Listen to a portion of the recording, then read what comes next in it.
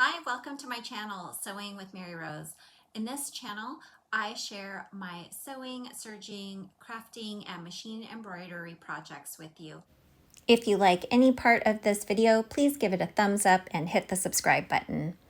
In this video, I'm going to show you how I embroidered a scrub hat on my PE800.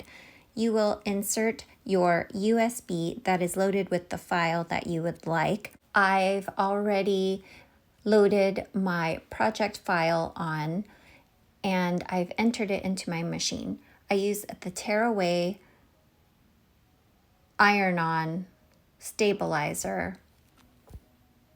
I'm ironing it on now and I'm going to use a 5x7 magnetic hoop.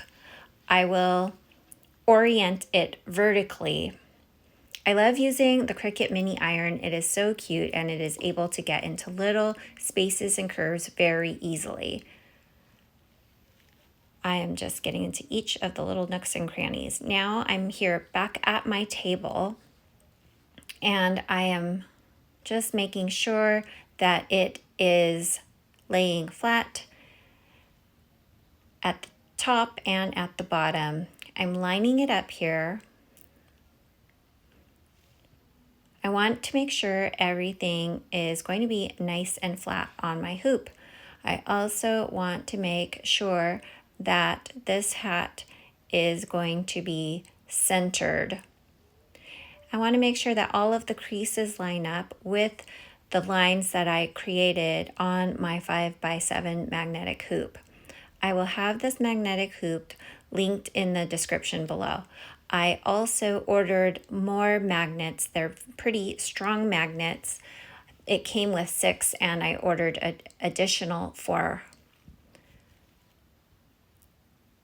So here I am lining it up back on this magnetic hoop. I want to make sure that this cap is centered. And I want to make sure that it is flat on the hoop. I need to make sure that it is not tugging too hard in any area, and I need to make sure that it lines up perfectly on the top and the bottom. I'm securing these areas with these powerful magnets at the bottom of the hoop and at the top of the hoop. I want to make sure it will not have any loose spots on the fabric. I like to place the magnets evenly on both sides of the frame.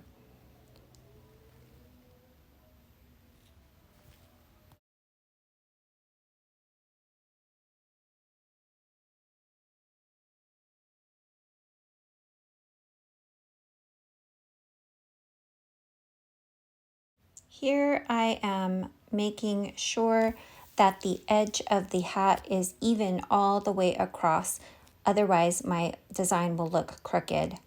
I am ensuring that it is nice and flat and smooth. I need to do a little adjusting to ensure that there are no bumps or loose spots. You can see that there is a little bit of shiny bumping, and I ended up fixing this before I moved on.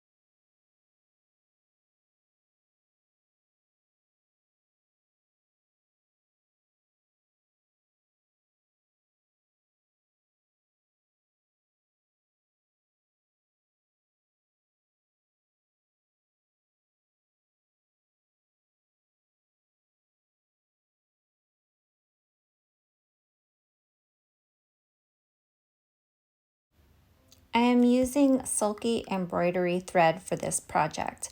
I never run into problems when I use sulky thread. I'm going to start off by using my spool stand. I don't like using the thread holder included with the machine. I will go through threading. So start off with the spool stand and follow the arrows on the machine. You'll see that there is a number 1, and here the spool thread stand in the machine is something I just skip over. So now I am going to thread it through number 1, number 2, number 3, number 4. There's a little hook in there. Number 5, number 6, and I am going to thread it myself through the eye of the needle. I find that it is faster than using the automatic threader included with the machine. So I just thread it through the small hole at the bottom of the machine and put it towards the back of the machine. Then I put the needle down one time and then one time up to pull some of the bobbin thread out of the bottom of the machine, and I pull it towards the back. I want to make sure that I don't have any tension problems. I have found in the past that it snags if I don't do this or I get tangles.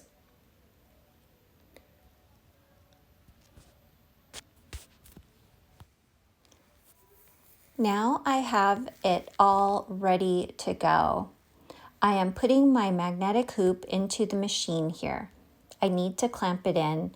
I want to make sure that it is flat before I start my machine, and I want to make sure that nothing is underneath it or behind it so that it will stitch the best design possible. Make sure everything is cleared and out of the way. There. And then I need to attach these 2 little holes onto these pegs. Push this down. Always push it down. And then once they're sitting in there, you'll hear it snap in. You want to make sure it's nice and flat. Okay, everything's nice and flat. You want to make sure everything is out of the way.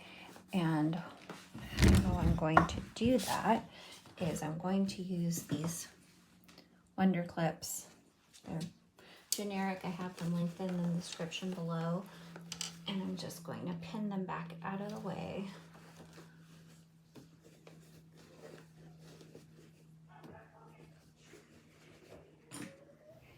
My design is not where it is supposed to be on the digital display. The design is actually a bit lower, and it would actually start embroidering on the stabilizer. Once I get it in the right spot, it will be ready for me to start the project. When it's all ready, you hit the green button. So I'm going to move this. You want to click move, and you're going to arrow up. This is my center right here. It's much higher than that, so I'm going to go up as high as I can here to make sure that it is not going to hit any of this. And that's as high as it could go. So now I am going to lower down my lever and hit OK and edit. And this is where the center of my hat is going to be. It's going to start stitching here. I hit embroidery. After starting the machine, I like to watch it to make sure that it is doing what it is supposed to do. It traced it around a couple of times. It did a beautiful job. Here it is almost completed. It just has to do the cross, and it is complete. I'm going to stop the machine and cut so I don't have so much cutting to do later.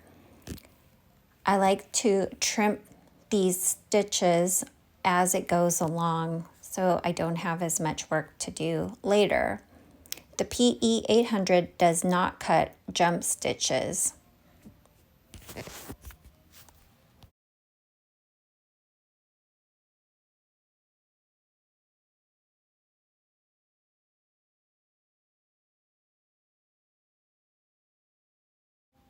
I'm going to let the machine continue on to complete this next hat. So in this video, I made a total of 2 hats. Here, I'm just pointing out how it does look centered. I'm really pleased with how it is turning out so far. I did not use the iron on this one as much as I did the other one, so I won't have that problem with the extra glue staying on the project. It is tracing around 2 times, and then it will do another stitch around the entire hat, followed by the satin stitching. The total length of time it takes to do this particular design is 11 minutes of embroidery time. Now I'm folding it inside out, and I'm just checking it to make sure that it lines up and it is centered. I'm folding it right here in the middle, and I'm folding it on the stabilizer just to double check, and it does look like it is centered just as I had planned. Now I am removing the tearaway backing. It's super simple to remove. You want to make sure that if you are using this tearaway heat and bond backing, do not iron it on a high temperature. Otherwise, some of the glue will stick to your fabric like it did in my project. You could see that this is going to take some work to get rid of, but that is okay. I could use this one for myself. Overall, it turned out great, and I'm very happy with it. I'm trying to remove the stabilizer in the middle, which is pretty difficult to do, so I will save that for another time. Overall, it turned out great. I'm very happy with it.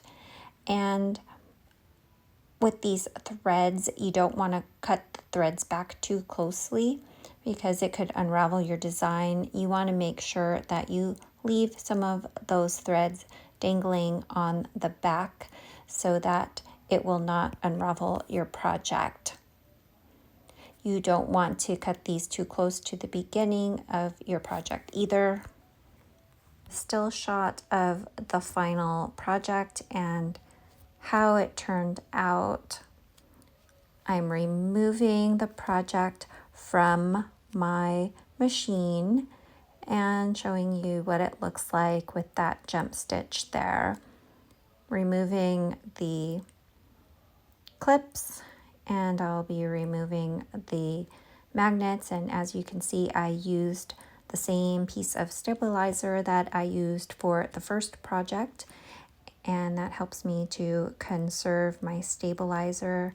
It's super easy to tear away here, and it does leave that little bit in the center that does not tear off so easily. That is going to be something that I will have to remove later, but this is the second hat that I made with this design, and the design stitched out beautifully. It did leave a little bit of that heat and bond that was on the back of the stabilizer.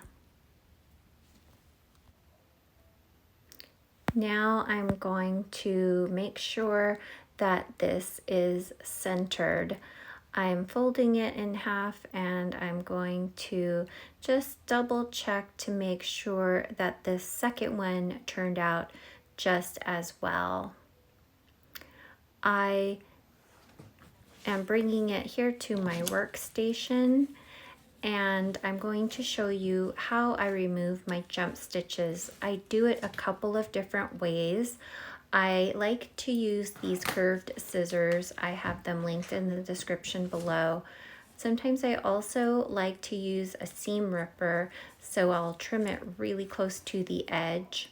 I'm sorry it's out of frame, but the other end is left loose, and then I'll take my curved scissors again and trim off the rest of the thread. I trim it really close to the project. And after trimming this, I will show you what the completed project looks like here on my mannequin head. If you would like to see more videos on sewing, serging, crafting, and machine embroidery, please hit the subscribe button below and hit the notification bell. I would love to hear from you with any comments or ideas for future videos. Thanks for watching.